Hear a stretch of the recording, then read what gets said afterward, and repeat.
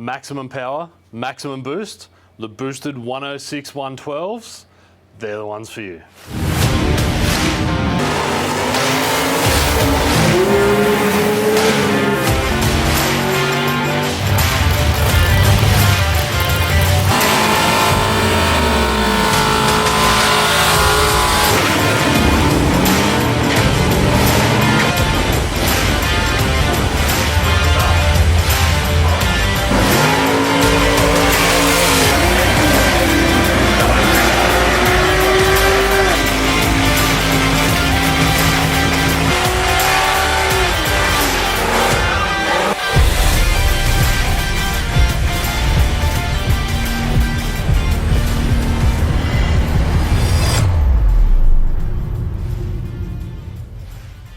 Hey everyone, Pat from Aeroflow Performance, and today I'm introducing you to these absolute monster turbos. This is the boosted 106 112 3000 horsepower capable turbo.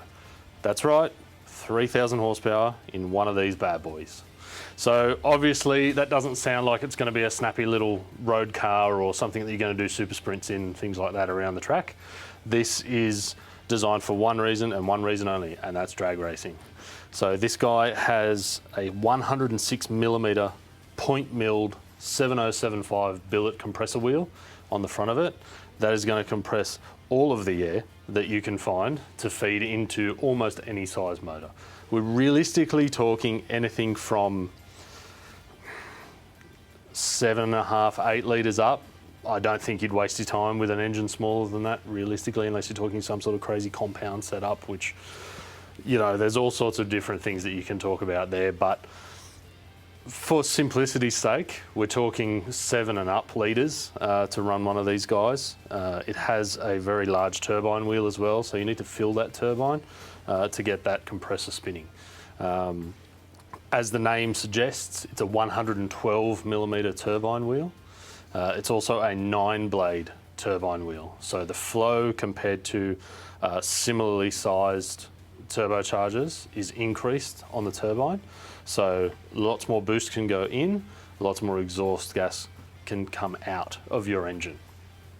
Some key things to remember when we're building a big turbocharged engine or, you know, high boost application, a drag racing application, you're going to be jamming as much boost in, because the more boost you put into your motor, the more fuel you can add and the more power you can make. So further down the track, you want to continue to add speed, add mile per hour, shorten those ETs, and by creating more horsepower along the way, you also create a lot more exhaust gas, which has to come out of the motor, and that's what drives the turbo, but you also need to get that out. So that 9-blade, 112 millimeter turbine wheel, that's going to basically keep back pressure to a minimum on all but the most extreme cases.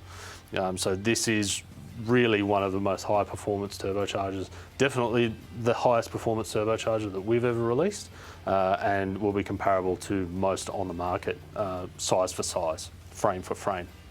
A couple of the other features that I touched on, of course, the billet front wheel, it is point milled, and it's point milled from 7075 billet aluminium.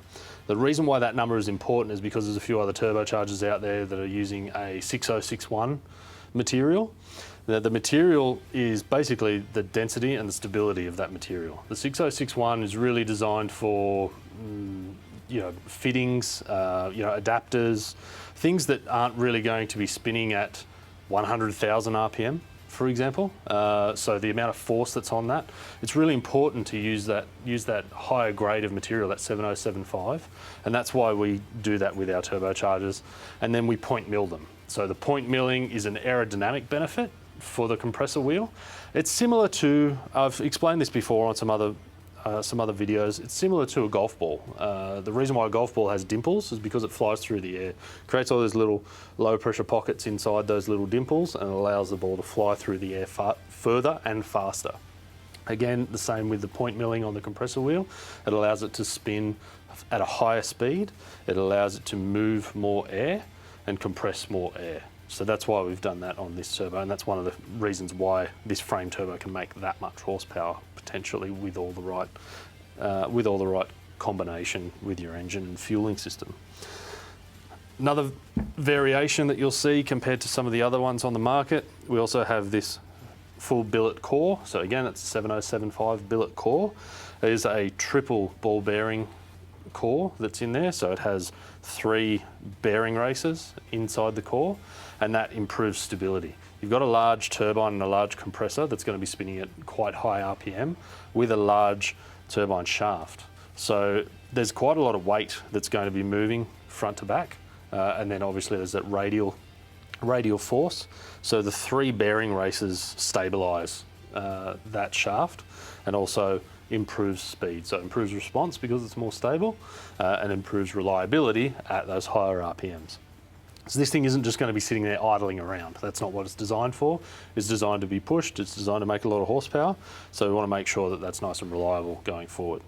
As you can see, we've machined some fins into the core, so that's for cooling. The reason why we've done that is because, as you can see, there are no water ports on this turbocharger. A couple of reasons for that.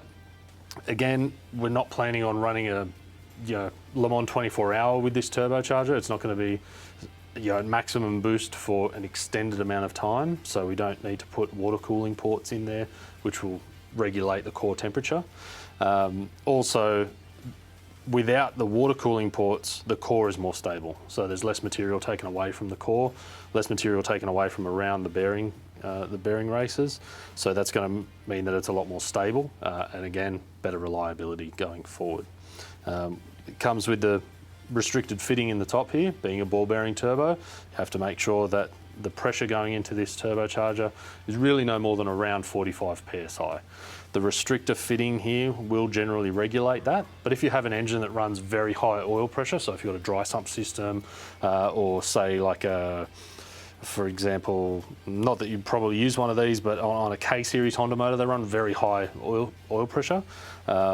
So you may need to run an oil pressure regulator there, but we want to make sure that it's around 40-45 psi, so you don't get any flooding of the core, the bearing cores, which can lead to smoke and damage of the turbine wheel seals for the shaft.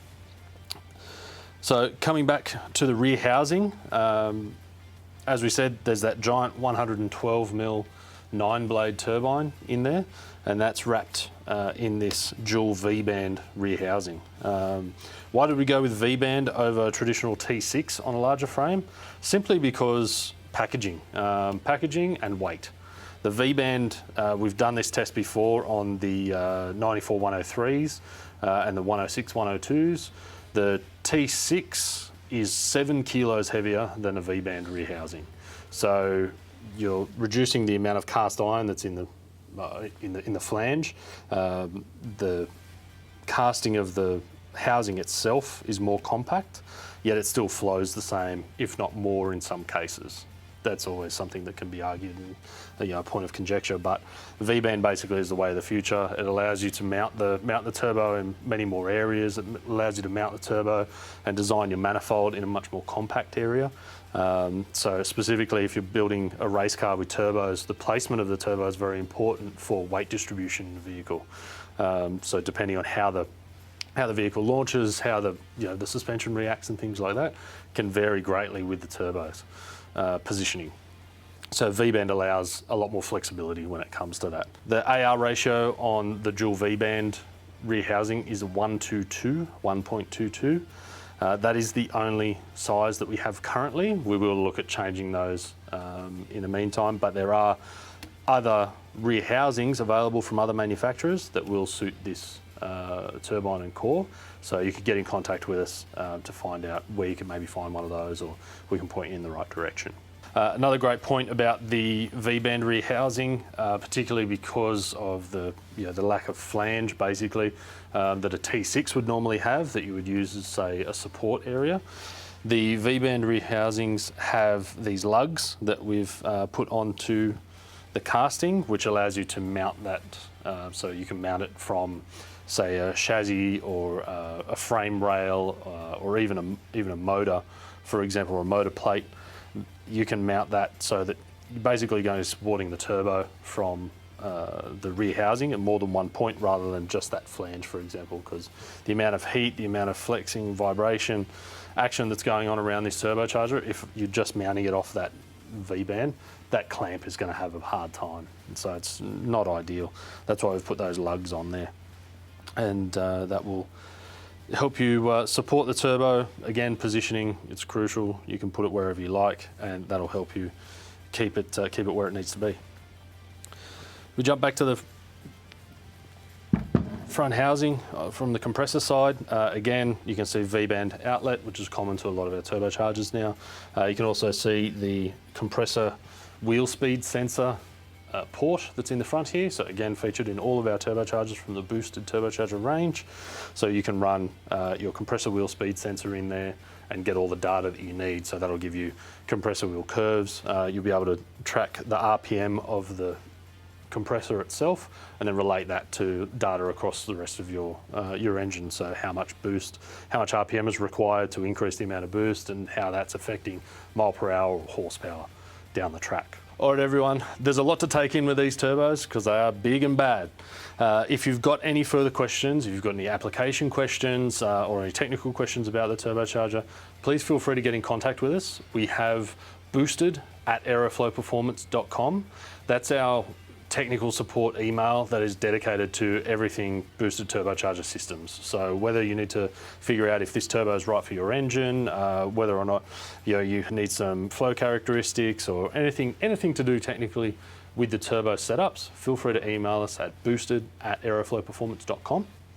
And then if you want to check one of these out, you can go to your local distributor, quality retail outlet, or jump online at aeroflowperformance.com.